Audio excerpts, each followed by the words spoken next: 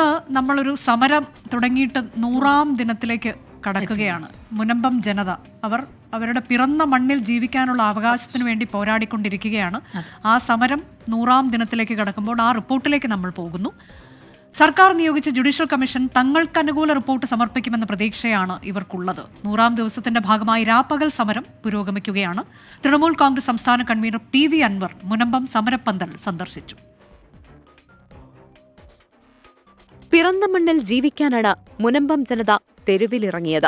മുൻഗാമികൾ അന്ത്യവിശ്രമം കൊള്ളുന്ന മണ്ണ് ജീവനേക്കാൾ വിലയുള്ളതാണെന്ന് ആവർത്തിച്ചു തീരദേശമാകെ. സമരത്തിന്റെ ചൂടും ചൂരും ഭരണകൂടത്തെ വരെ പൊള്ളിച്ചു.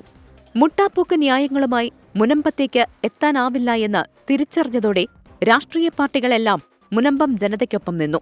സമരപ്പന്തലിൽ രാഷ്ട്രീയം കയറ്റില്ല എന്ന് ആദ്യം തന്നെ പ്രഖ്യാപിച്ച് മുനമ്പം ജനത മാതൃകയായി. നിലപാടിൽ നിന്ന് ഒരടി പിന്നോട്ടില്ല എന്ന് ഉറപ്പിക്കുകയാണ് സമരസമിതി. ഈ തെറ്റായ രീതിയിൽ വഖഫ് ബോർഡ് എഴുതിയെടുത്തതിൻ്റെ പേരിലാണ് ഞങ്ങൾ നിരാഹാര സമരവുമായിട്ട് മുന്നോട്ട് പോയത്. പക്ഷേ ആ സമരം സാമാന്യബോധമുള്ള മതേതരത്വ ബോധമുള്ള എല്ലാ ജനങ്ങളും ഏറ്റെടുക്കുകയും കേരളം ഒന്നാകെ ഞങ്ങൾക്ക് സപ്പോർട്ട് ചെയ്യുകയും ചെയ്തു.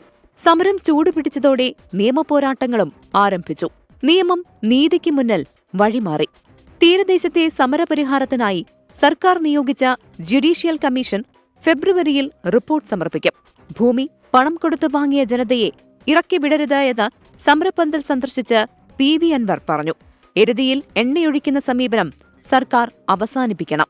സർക്കാരിന് തീർക്കാവുന്ന ഒരു വിഷയം കേരളത്തിൽ അങ്ങോളം ഇങ്ങോളം ഇതൊരു വലിയ വിഷയമാക്കി ഇതൊരു വർഗീയ വിഷയത്തിലേക്ക് കടക്കത്തക്ക രീതിയിൽ അതിനെ എരുതിയിൽ എണ്ണയൊഴിക്കുന്ന ഈ സ്വഭാവം സർക്കാർ അവസാനിപ്പിക്കണം. രാപ്പകൽ സമരത്തിന്റെ ഭാഗമായി കടലാസ് വീടുകൾ തലയിൽ വെച്ച് ജനങ്ങൾ കടലോരത്ത് നിൽപ്പ് സമരം നടത്തും. 24 കൊച്ചി.